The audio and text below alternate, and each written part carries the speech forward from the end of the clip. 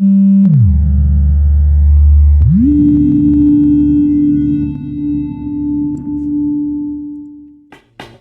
everybody, welcome. Once again for the third stream. I thought I'd have it figured out, but there were a few audio glitches getting started, but here we are. Thanks for joining today. What we're going to be doing today is speed running through the Ruby Koans. The Ruby Koans are a way for people to learn or practice their Ruby skills. They are kind of intended as meditations, so it is a bit ironic to speed run through meditation, but we're going to do it anyway and we're going to have fun. I'm going to start out by showing you what the Koans are, and then move on to just kind of like speeding through the development. So the Ruby Koans have been around for quite a while. They were developed by someone who is very prominent in the Ruby community earlier on. They are still useful even though they've been around for a very long time. The website is linked in the description if you want to follow along yourself. But basically, these are a series of problems, a series of broken code that you are meant to fix one at a time, and then think about why your fix worked and why that was the right thing to do. And then through this process, learn more about software development and learn more about Ruby. I'm not going to repeat too much of what's on the website. You can read it yourself if you want to learn more. The Koans are also available on GitHub. That's how I've downloaded them today. I've already got everything set up and ready to go. While I'm working on these, I'm going to have the Ruby documentation open. And if you're not familiar with your programming language's official documentation website, I highly recommend getting to know it, whether it's Java or Ruby or whatever, because there's a ton of useful information there. And sometimes when you're looking for one thing, you come across another thing that you didn't know you needed. Let's start on the first Koan. One moment, please.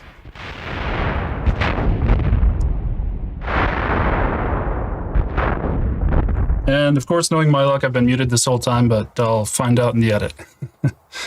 Because nobody else is watching right now. What I've got here is the output from the Koans. This is an example of test-driven development. The Koans run a series of tests, and when a test fails, it prints an error message telling you where to look and what function to look at. The first file is about assertions, and it teaches us this process of testing and how we validate that our code does what we think it does. So I'm going to go to this file that it's telling me to meditate on and see what's there. For those of you who are familiar with software development, you already know what an assert is. Basically, this is a function in code that says, I assert that this condition is true always. And then if that condition isn't true, it stops your program from running. You can use this either in a test suite or actually in a real application if you need to make sure that something never happens out in the wild where people are using your software. So the very first problem here is on this line 10. And that's what this :10 is referring to. Here's line 10 in that file. And what it says here is this should be true. So let's change that to true. And then we'll save this file and see what happens. We get this message that test assert truth method has expanded your awareness. This is kind of a fun way of practicing and learning and reinforcing software development habits and learning the Ruby language. So I'm going to continue going through this about asserts file and explaining what I'm doing along the way.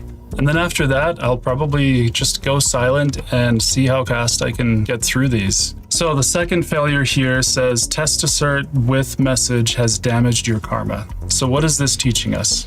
Enlightenment may be more easily achieved with appropriate messages. Looking at this line of code, we see that assert has this condition that's false and that really should be true, but it also has a message. So this is teaching us that the assert method takes more than one parameter. We can say not just something failed, but we can also say more about it, what it was supposed to be doing, what our expectation was, what the reality was. So we'll change this and then save the file. Looks like we handled that correctly. And now we have our next failure. So test assert equality.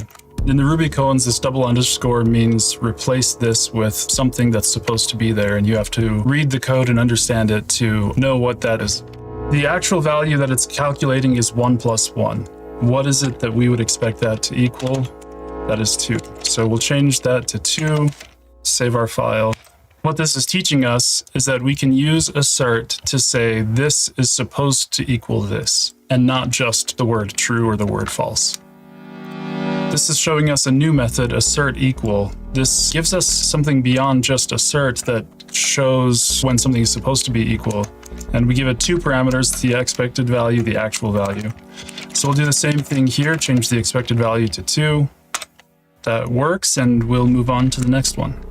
What this teaches us is that there's an assert equal method that takes two parameters that we expect to be equal. This last one is just teaching us about the Koans themselves. Again, this double underscore is saying, fill in this blank. We know that 2 is supposed to equal 1 plus 1, so we'll replace these two underscores with 2. It's moved on to the next file about true and false. I'm going to move on to this next file and just see how quickly I can complete these.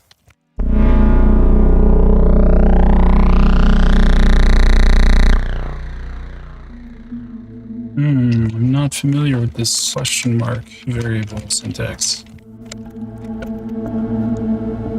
Oh, look at that, I forgot to start the stopwatch. Let's do that.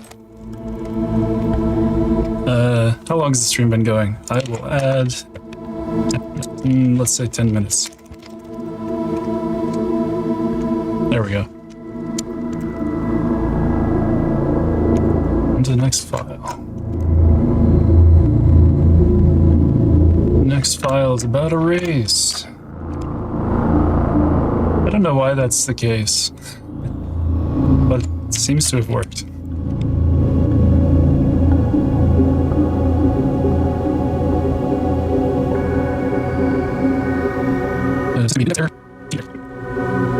So this is kind of interesting. In modern Ruby, hashes actually preserve insertion order, but they should probably still compare equal.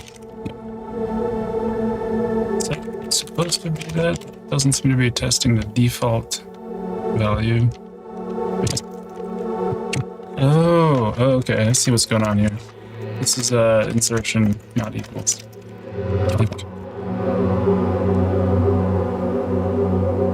What is exception called? Is it going to be access error? Let's try that. What is it raising? No method error is raised for private methods. Interesting.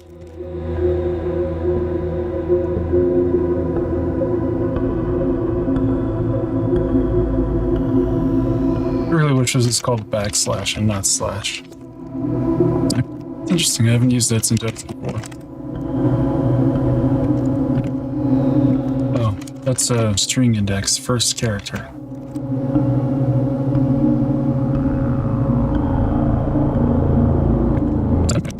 What is the order here? It's like standard error, exception, object, class. I don't know what order those will be in. I think standard error might be next. Oh, I think ancestor 0 is the class itself. Okay. There we go. Message. Wrong direction. Cool. Halfway through. Nice. Okay, head back in the game. It's probably like 85 degrees in here. I'm trying to make sure I don't look at the test value and I actually do it in my head. Well, that's doing multiplication. Method with block result equals yield. Okay. What is this file about? Line includes the new line character. What is this sandwich code? Okay, initialization, cleanup, whatever. It's going to talk about passing blocks and how that allows abstraction. Okay. That T come from? Line within lines from instance of file. So, what is that? Read line? There's supposed to be a question mark there. Not first. Find. Scoring project. Okay. A set of 3 ones is 1,000 points. A set of 3 numbers is worth 100 times the number. 3 5 is 500. 1 is worth 100 points. 5 is worth 50 points. Okay. If there are more than 3, then I assume that the first 3 count as a set, and the other 1 or 2 would count as singles if it's a 1 or 5. Okay.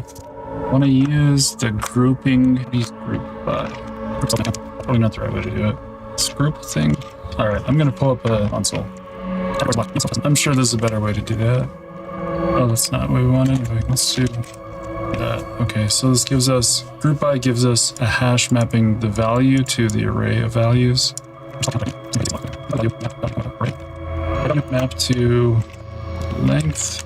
I'm sure there's a cleaner way to do this, but this will work. Okay, this will give an array. Let's sort by negative so that it goes largest first. Okay, 2, 1, 1, 2. Yeah, whatever. I'm gonna do some duplication. Should I write a method for this? Maybe I'll pull this onto a method. Yeah, just do a lookup table. I don't remember for sure if when accepts multiple parameters like this, so we'll test it.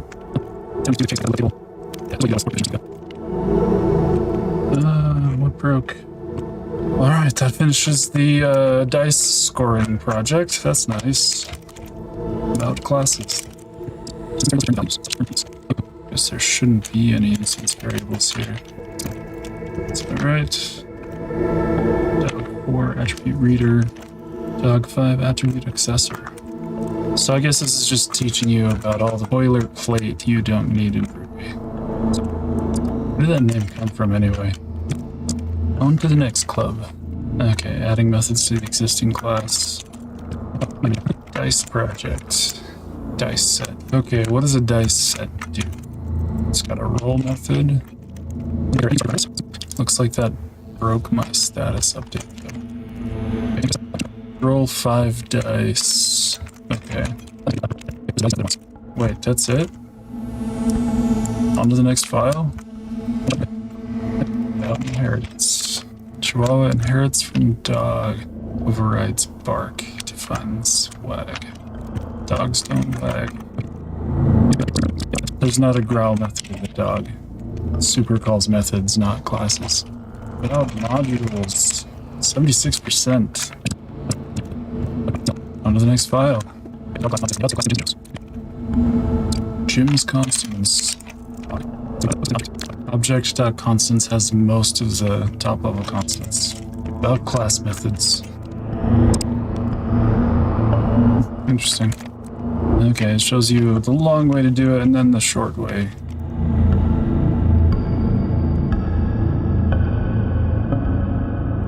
Proxy object project. Name? Okay, what is a television channel? Channel equals power on question mark. I used the wrong name here. Didn't add this. Okay, so we need to define this method using single character parameter names for speed. Wouldn't normally do that. I'll just do this the slow brute force way. To the next file. To stir makes it string-like. Interesting. Okay, pattern matching is something I haven't really worked with, so this one's actually going to be interesting. Yeah, that's useful. Should use pattern matching more often.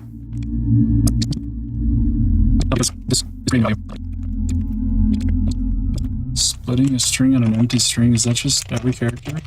It is, okay. Oh, is that it? It's done. 106 minutes and 1 second. That's... yeah, I wrote this stopwatch program in about 2 minutes before the stream when I was like trying to get everything working, which is why the audio wasn't working at the very beginning of the stream, because I was busy trying to write a stopwatch program. But I didn't handle hours in the stopwatch, so that's why it's 106 minutes. Okay, so that was fun. I don't know if everyone else had fun, but I sure did. And I was able to finish under 2 hours, which was my goal, so I'm happy about that. What was the lesson learned from this? I had not actually used pattern matching before, so I did learn a bit there. Otherwise, it was kind of fun just to exercise what I know about Ruby. I think that's about it. I want to note, in case anybody does watch this far, there's a cool story coming up about the aborted core dumped MNMAP chunk error from my last stream. So I'm trying to figure out if that's going to be a blog post or another video, but I will have something for that coming up. It was fun. I found a couple of Ruby bugs because I made a mistake in my own program. That's it for today. Thanks for watching. I haven't got everything set up right to play the theme song, so just gonna close out the stream. See y'all.